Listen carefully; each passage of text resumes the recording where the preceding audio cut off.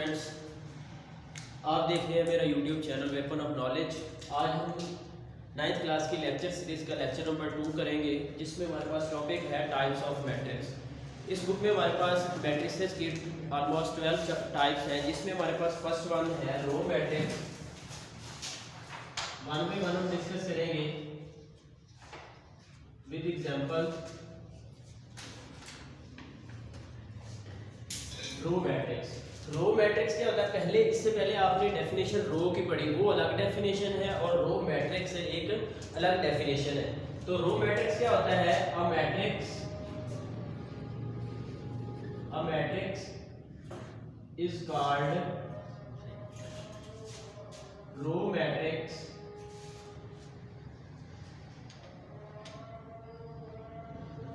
If it has only one रो।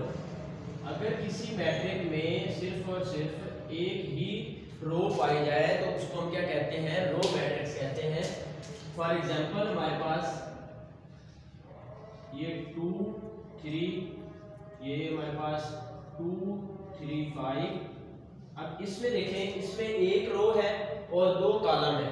हम रो की बात करें तो एक ही है, इसलिए हम इसको रो मैट्रिक्स कहेंगे। इसमें एक रो और 3 कॉलम है, तो ये भी हमारे पास क्या है? रो मैट्रिक्स है। नंबर 2 पे हमारे पास आती है डेफिनेशन कॉलम मैट्रिक्स।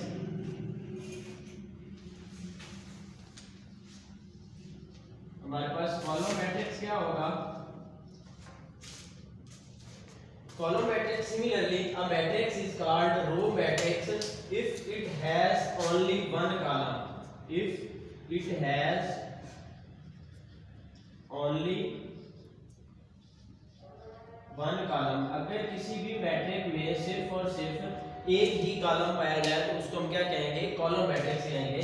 जैसे कि फॉर एग्जांपल हम देखते हैं, ये हमारे पास है 2 5, ये हमारे पास 2 7 5।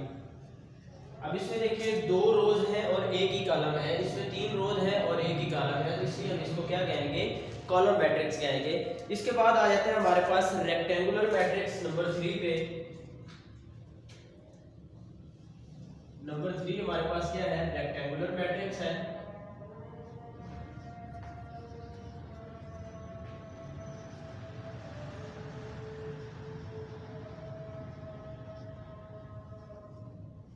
रेक्टेंगुलर मैट्रिक्स क्या होता है?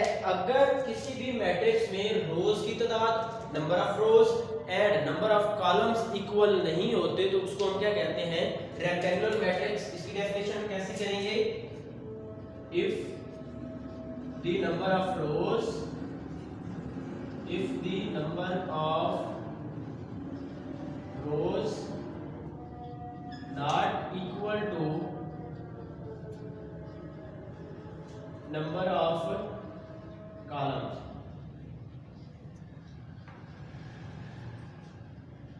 अगर हमारे पास नंबर ऑफ रोज और नंबर ऑफ कॉलम्स इक्वल नहीं होते तो उसको हम क्या कहते हैं? Rectangular matrix. फॉर एग्जांपल ये हमारे पास कोई एक मैट्रिक्स है 2 3 5 7 9 11। अब इसमें देखें हमारे पास 2 रोज हैं और 3 कॉलम्स हैं। नंबर ऑफ रोज और नंबर ऑफ कॉलम्स इक्वल नहीं है तो इसको हम क्या कहेंगे? रेक्टेंगुलर मैट्रिक्स कहेंगे। इसके बाद हमारे पास 4 टाइप आती है स्क्वायर मैट्रिक्स की।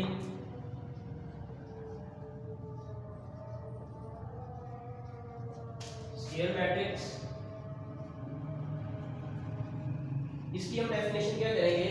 अगर किसी भी मैट्रिक्स में नंबर ऑफ रोज और नंबर ऑफ कॉलम्स इक्वल नहीं होते तो उसको हम क्या कहते हैं? स्क्वायर मैट्रिक्स कहते हैं। तो इसकी डेफिनेशन इन शॉर्ट हम क्या करेंगे?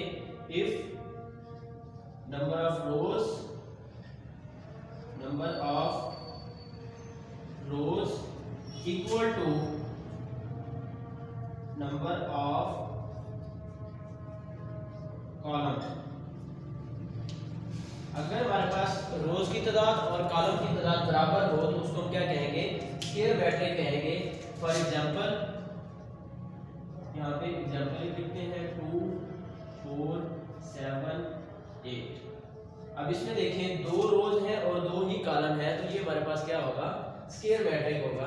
स्क्वायर मैट्रिक्स के बाद हमारे पास डेफिनेशन आती है नल और जीरो मैट्रिक्स की। तो नल और जीरो मैट्रिक्स क्या होता है हमारे पास? नल और जीरो मैट्रिक एक ऐसा मैट्रिक होता है जिसके तमाम एलिमेंट जीरो होते हैं। नल और जीरो मैट्रिक्स, ठीक है। इसकी डेफिनेशन हम क्या कहेंगे? If all elements are zero,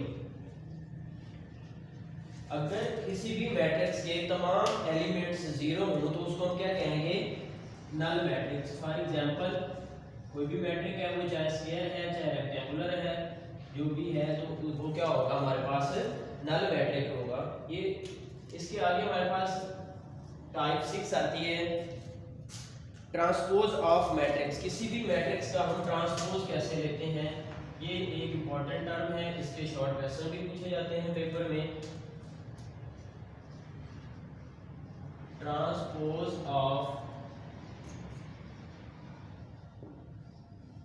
matrix, किसी भी मैट्रिक्स का ट्रांसपोज कैसे लेंगे हम? अगर if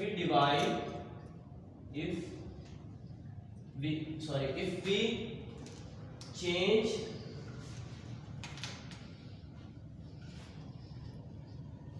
the rows,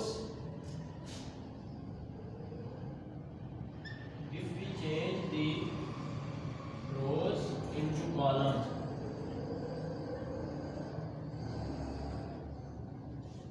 and columns into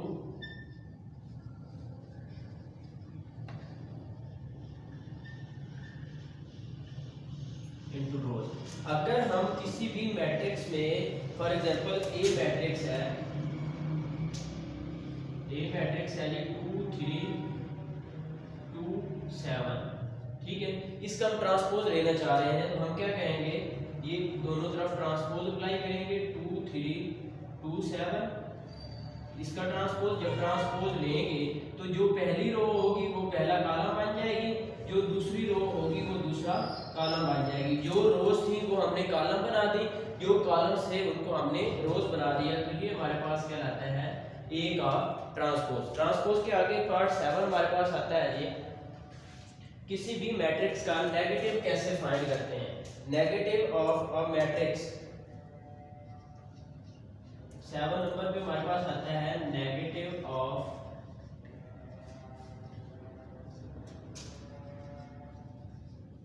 हमारे पास नेगेटिव ऑफ मैट्रिक्स क्या होता है? कोई हमारे पास मैट्रिक्स है, if A is matrix then minus A is called negative of A, is called negative of A. Mean कि अगर किसी भी मैट्रिक्स को हम माइनस से मल्टीप्लाई करते हैं तो वो हमारे पास क्या होगा? Negative of that matrix. Suppose that A matrix है 5 -3 7 8, तो इसका नेगेटिव क्या होगा? माइनस इंटू, अब इन तमाम साइन जो एलिमेंट्स हैं इनके साइन चेंज कर देंगे, -5 +3 -7 -8।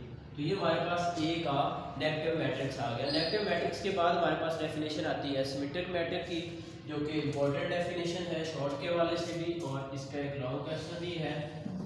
देखते हैं जी सिमेट्रिक मैट्रिक्स क्या होता है।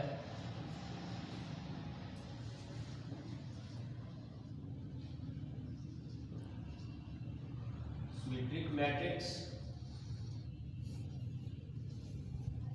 सिमेट्रिक मैट्रिक्स हमारे पास एक ऐसा मैट्रिक्स होता है, पहले हमने ट्रांसपोज की डेफिनेशन की, अगर किसी भी मैट्रिक्स का ट्रांसपोज दोबारा वही मैट्रिक्स आ जाए तो उसको हम क्या कहते हैं? सिमेट्रिक मैट्रिक्स कहते हैं।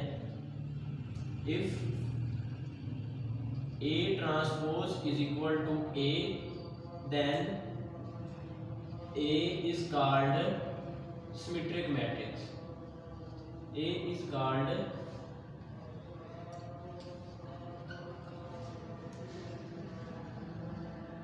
Symmetric matrix. अगर किसी भी मैट्रिक्स का ट्रांसपोज वही मैट्रिक्स आ जाए देन उसको हम क्या कहते हैं? सिमेट्रिक मैट्रिक्स कहेंगे। तो हमारे पास एक एग्जांपल ले लेते हैं, 1 2 3 2 -1 ये 4, फिर इसकी 3, 4, 0। अगर हम इसका ट्रांसपोज लें तो क्या हमारे पास बनेगा A ट्रांसपोज 1 2 3 2 -1 4 3 4 0।